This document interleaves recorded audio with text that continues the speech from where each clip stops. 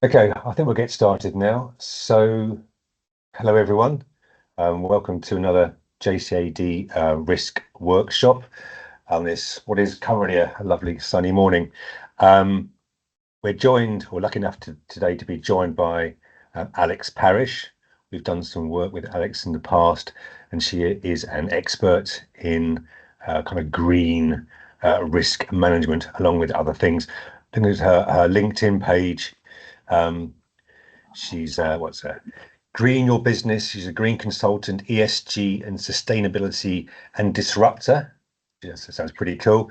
And basically, she helps organizations recognize the value that can be obtained from looking at how you can manage sustainability within your business. So she's going to have a chat with us for 20, 25 minutes, 30 minutes, just about these kind of issues and how you can really manage these better within your own organization.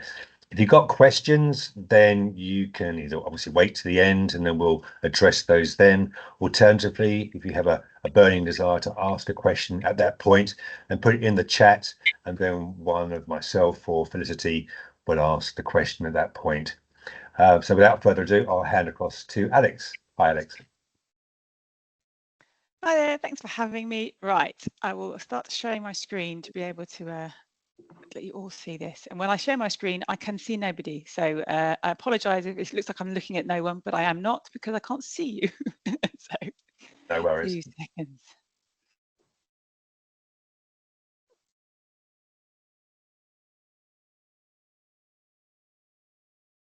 Can you all see that? We can indeed, yeah.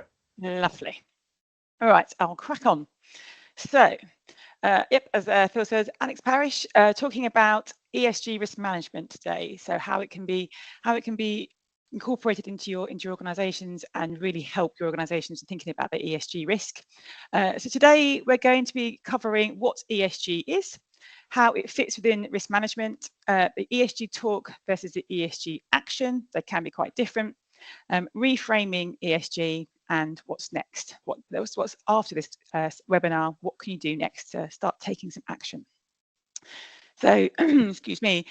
Just a quick intro, bio of me. So who am I? I am a green expert. I think of myself as energetic, enthusiastic and collaborative force for all things green, sustainable and eco-friendly. My daughter calls me the sustainability ninja, which I have kept because I like it. I help businesses incorporate conscious, strategic, sustainable thinking, a bit of a mouthful, into their strategy, business model and frameworks. I'm also a mother of two. I get very worried and concerned about the future that we are collectively all creating for them when they're growing up. It's going to be very different from what we had. And I'm an independent risk expert with over 20 years risk operational and compliance experience. So ESG ties in very nicely with risk management and compliance and operations. So having taken a step away from operations and risk, I then came back in again with the ESG slant, realizing that it fitted very nicely and could do a lot within the risk management space. So first of all, what is ESG? Some people haven't heard of it, some people have heard of it, people have different ideas of what it is. It basically stands for environmental, social and governance. More commonly, people know the corporate social responsibility acronym, CSR. It is compatible with ESG, but it's not the same. It's more of a niche, kind of narrow topic, whereas ESG is a really broad area. It was coined by the financial services industry. They started thinking about how when they invest in companies, that the standards and how they measure that the impact those companies were having on the environment, society, and how transparent they were. And so they've coined the ESG kind of standards as their own, and now it's getting broader and it's been taken up by lots of other industries. There's no single ESG regulation. So there's no one size fits all, one way of doing it. If you're in various countries, you've got very different ESG regulations, legislations. If it depends on the size of your company, there's so many different ways of looking at ESG and what actually relates to your organisation, your business. There is not a one way of doing it. So that's why people get a little bit daunted by it, because it is so large and so broad, and you don't really know where to start. Sorry, so Alex.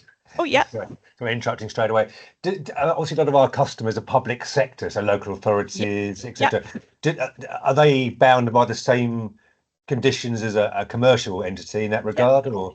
It depends on the size of them. So it depends on how big how many people are employed is quite a big one. So if you've got more than 250, some regulations you get taken in by the yes, you have to apply because you've got 250 people or more. There are other things. I mean, the government has got some things such as ESOS, which is an energy reporting thing that everybody has to do. Every business should be doing the ESOS reporting. So there are so many things for so many different industries and different sectors that you will be caught by various bits. You won't be, no one is caught by all of it, but you are definitely being caught by certain parts of it. So it just depends on what your structure is.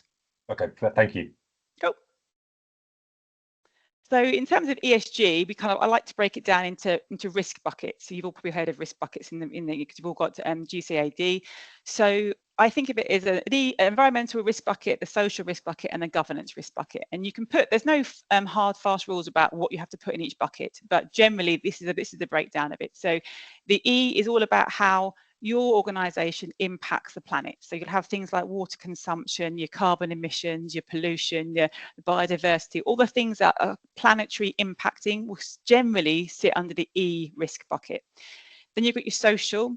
That's more of I like to think of it as the people related buckets. So you've got things like your human rights, diversity and inclusion, health and safety, lots of different things in there. How your business impacts the local environment, your employees, all the things like well-being, all sorts of stuff like that go into the S bucket, all those risks.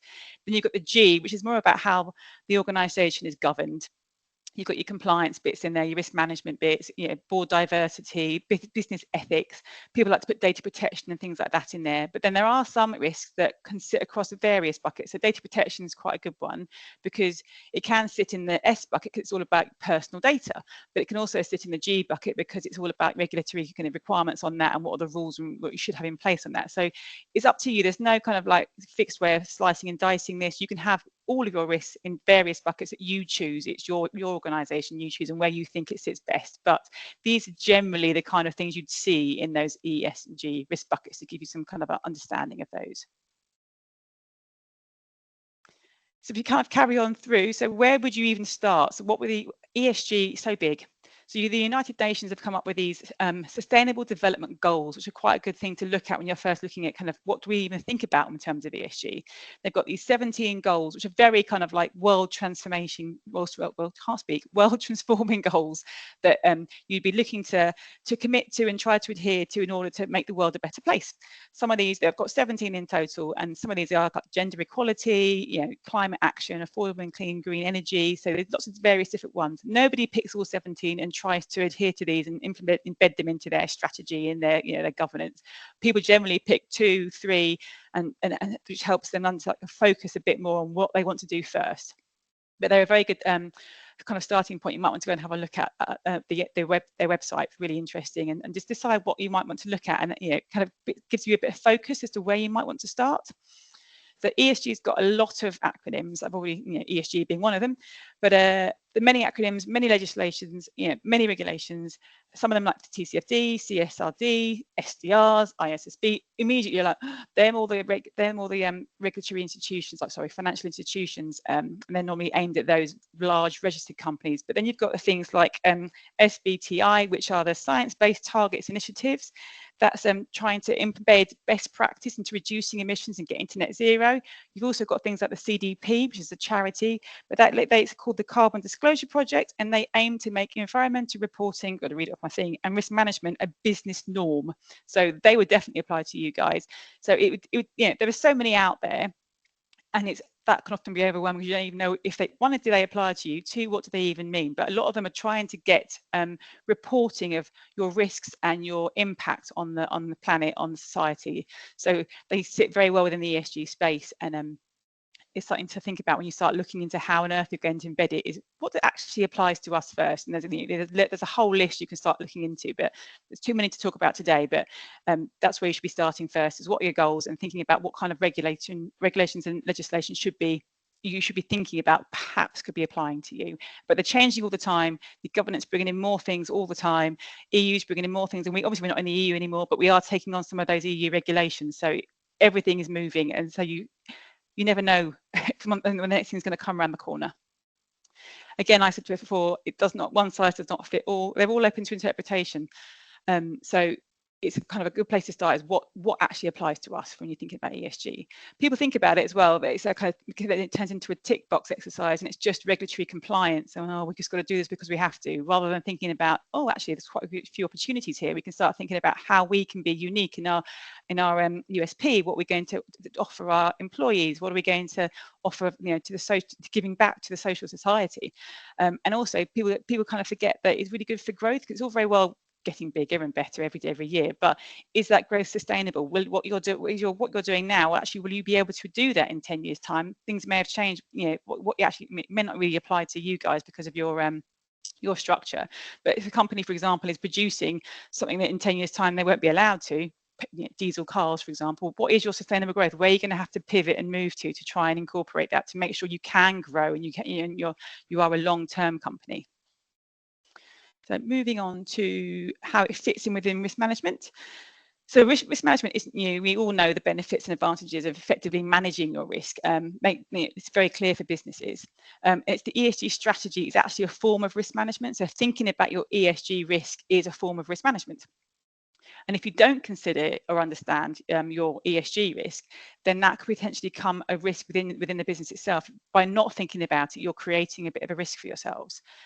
Lots of people are now thinking about it as a principal risk. So you've got your operational risk, your financial risk, reputational risk, and then ESG risk is now being more and more brought to the top. It's actually something that is one of the principal risks to be thinking about, to be worrying about. So if we think about what is an ESG risk, they kind of arise from those different factors. So the environmental, social, and governance factors. You need to identify what they might be in your area. So what E risk potentially could be, particularly in your company, and what S risk and what G risk. You have to identify what they might be, and they'll be very different for different companies, different industries. So by breaking them down into those factors, you can then think about, well, actually, E risk in our company, what would that be? Well, that'll be things like your facilities. So the office you're in, the amount of energy you're using, the amount of water you're using, those kind of things will sit in the E bucket. Are you over consuming? Are you spending a fortune on your energy, and actually you've only got a gas building, for example, so you don't have any other energy? How are you going to reduce that?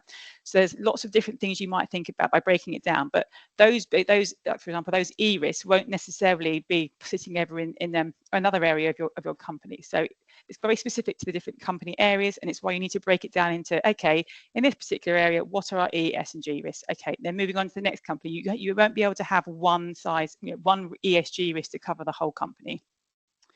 And the management of those ESG risks means a positive impact on the financial success and the management of the business. There's been quite a few studies recently to show that people that are starting to think about their ESG risks in terms of their business management are actually having reducing their costs. They've got more financial success. The actual way they manage the business is suddenly more ethical. They're in line with the things they said they were going to do. So it actually gives that positive uplift to all organisations when they start thinking about their E, S, and G risks and how they're going to manage them, how they're going to mitigate them, how they're going to reduce those risks. And by doing that, it obviously has that positive impact.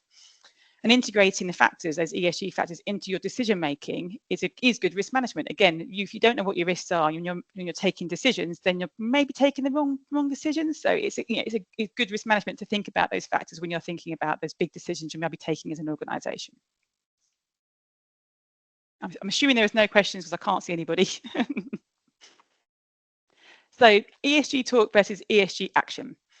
So it's very easy to say, we're going to commit to, improving our environmental impact. We're going to, all these things you can commit to and talk about. But actually, what are you really doing? It's the action that you take that's the better bit. So greenwashing comes into this quite a lot. Tick boxing comes into this quite a lot. And committing. People commit to do things. What are you going to do to commit? So you might be committing to it, but how are you actually going to achieve it? So there's quite a lot of kind of greenwashing that goes on. People commit to being net zero by 2050, but it's such a long time away. They don't really say how they're going to do it. They've just committed. They're publicly committed to being net zero by 2050 and have no idea, no resources in place, no roadmap in place, no understanding of really how they're going to get there. Maybe they might just change their energy supplier. They're not really quite sure. They don't even know what their carbon footprint is to be able to reduce that. So it's the action you start taking, which is much better than the actual the talk that you're generating. Greenwashing is quite key here, because if you commit to something very wishy-washy and non-committal, you kind of open yourself up to greenwashing allegations. Now, people may not know what greenwashing is. It's literally when a business or an organisation or a company tries to make themselves appear greener either through action or through words by either distracting from all the bad stuff and only promoting the one good thing that they're doing, or making false allegations about what they're actually doing. So it's basically making yourself look more green, more environmentally friendly than you actually are in various ways. There are lots of different kind of ways of doing it. But an example I use I use quite a lot is Shell.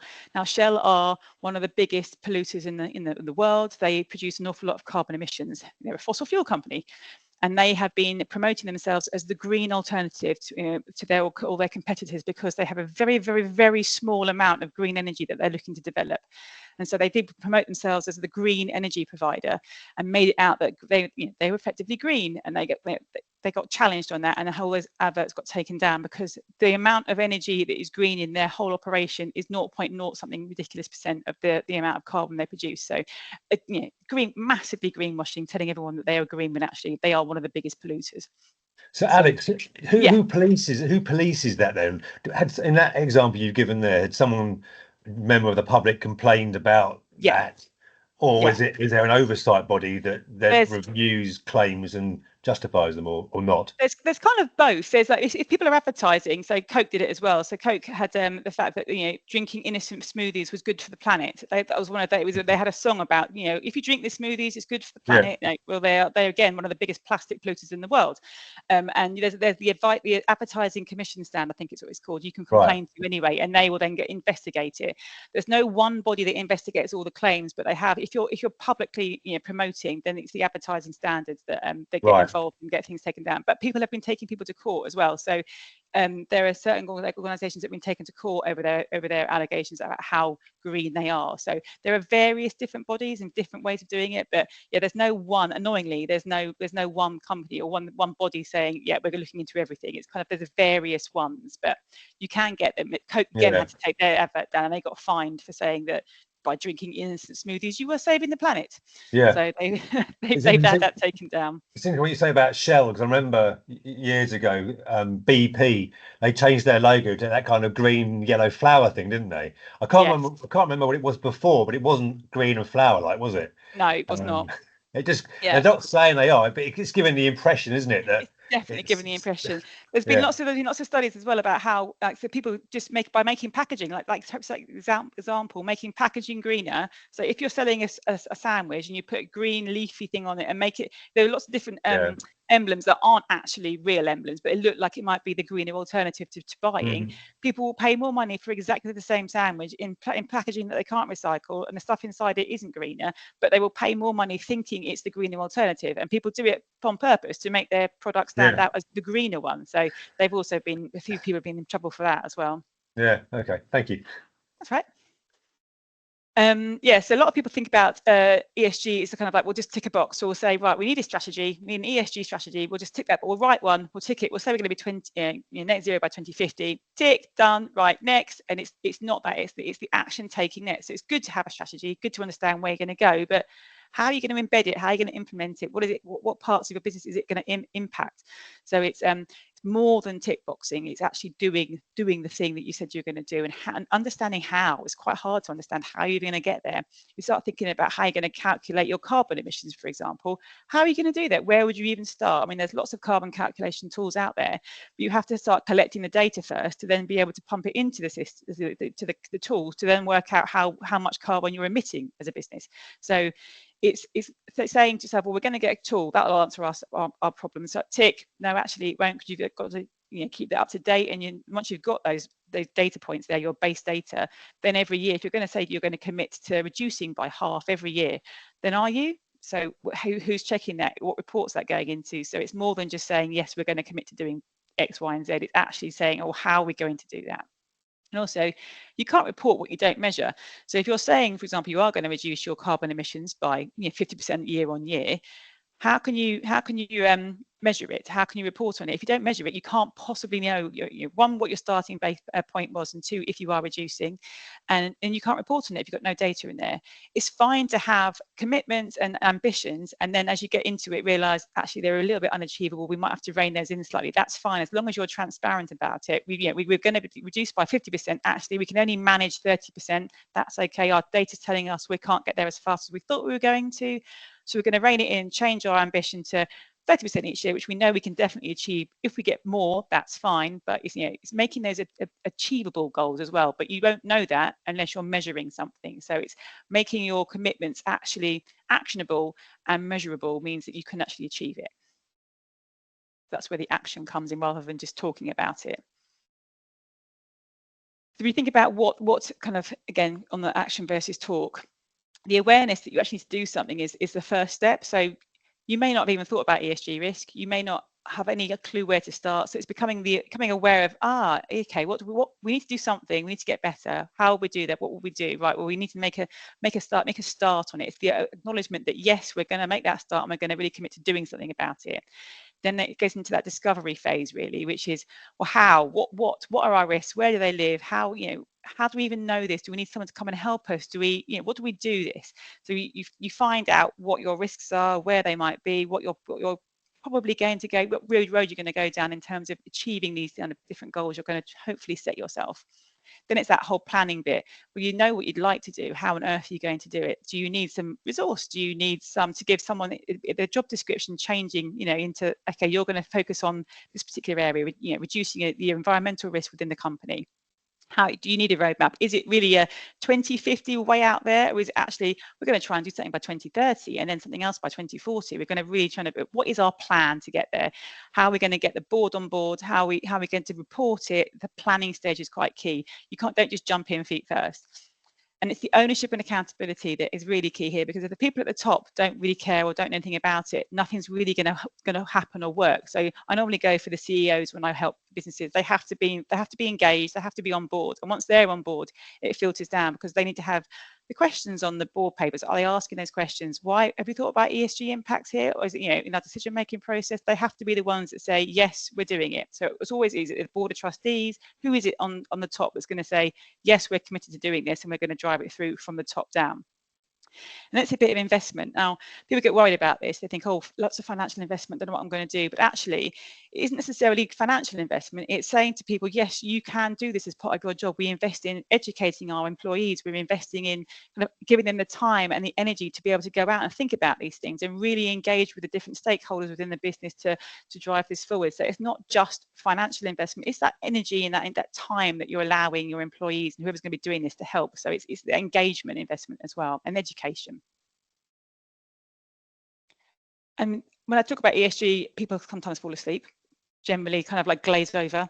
But I get very excited about ESG because there is really good opportunities for businesses just to get better at doing things, save money. There's brilliant things they can be doing, and it is actually quite interesting. And the younger generations that are coming up are far more interested in how businesses manage their ESG than necessarily our generations are. So we need to make sure that we are actually thinking about that to engage those people coming up, or they're not going to want to come to join our organisations.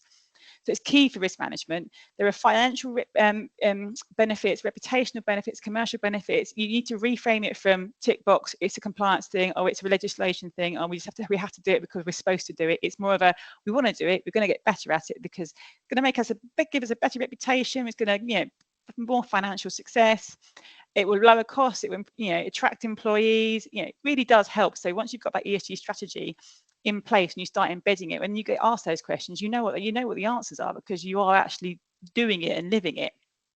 And it is crucial for that long-term value creation and sustainable growth within your organization, whatever organization it is. You need to be here in 10, 15, 20 years time. So you need to be thinking about ESG and how that's going to impact, and how you can really manage those ESG risks to make sure you are here in 10, 15, 20 years time, being sustainably growing and taking all those opportunities that you can see coming down the road. ESG is one of the biggest growing areas really of niche kind of skills that people don't really understand, aren't really aware of, but they know is going to benefit them, but they're not quite sure why. So if you can get on top of that faster, then you have an edge over everybody else. So it's that reframing of everything, kind of opening your mind to, pivoting slightly on what you kind of the norm or the old way of doing things. And integrating those ESG factors we said before is good, decision making, is good risk management, not just tick box exercise. We don't want people to think we're just doing ESG. Yes, we've got a strategy. Yes, we've done it. Yeah, if someone asks us for it, we can just hand them over our strategy, or we can point them to the right page on the website that says how great we are. But are we actually doing things? It's not just tick box. And it's positive. It isn't overwhelming. So I mean, it can be very overwhelming, but only if you let it. It's breaking those down into steps, roadmap, small chunks. It becomes more of a positive kind of engagement exercise rather than, oh, there's too much to do. I'm not quite sure where to start. I'm going to do nothing and just say we're going to be net zero by 2050. So that's what people are generally doing. But the ones that are stepping outside of that and really reframing it in the way they think about it are the ones that are getting further ahead more quickly and actually becoming learning more. So in terms of what's next, hopefully you've had a kind of, some good new information you didn't know before about ESG. So next steps for you guys would be, the acknowledgement phase I said earlier about, we need to do something. We now know what ESG is. We know we probably need to kind of embed it somewhere, somehow in our risk management process. We need to go and discover what actually our ESG risks are. How do we even measure them? Then start planning about what we're going to really be doing here and commit to, what steps we're going to take. The ownership and accountability thing that I mentioned, it has to be at the top as well as, throughout the organization. And then just start taking some action. Next step is, we need to go and discover what our ESG risks are. Let's start thinking about ESG in terms of our organization. What are our 3 top E risks, 3 top S risks, and 3 top G risks that we want to think about first? Is that starting to take action? So that's what I would suggest would be your next steps. That's kind of wrapped it up. Any questions? Phil, was any questions going on while I couldn't see anybody? Thanks, Alex. I don't think so. I mean, obviously you were explaining that exceptionally well.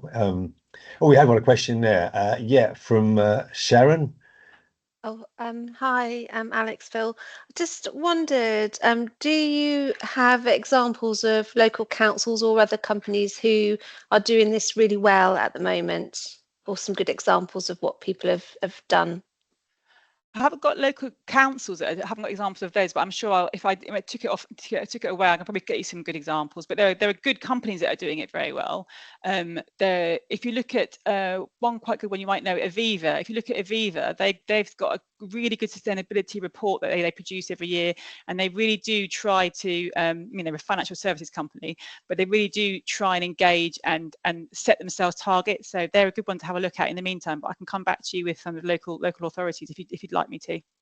That would be useful. Yeah, I mean, obviously quite a few of our clients here this morning are from that authority background or housing public sector. So if you're able to spend sort of a little bit of time, we can then share the results of that little bit of research you've done. Look. And then we can provide that to the attendees today, just to give them a bit more background as to how it can be approached within their own businesses. I think at the end of the day, it's giving everyone here a bit of food for thought as to it's all well and good, as you say, saying you're doing it, but how do you do it? How do you measure it? What does it mean? Obviously, once you've gone through this process, you can record those risks and you can assess them and manage them within the JCAD tool. Yeah. But the more difficult part is what you've described there, which is trying to get your head around what does it mean to our business? How do we capture it, etc.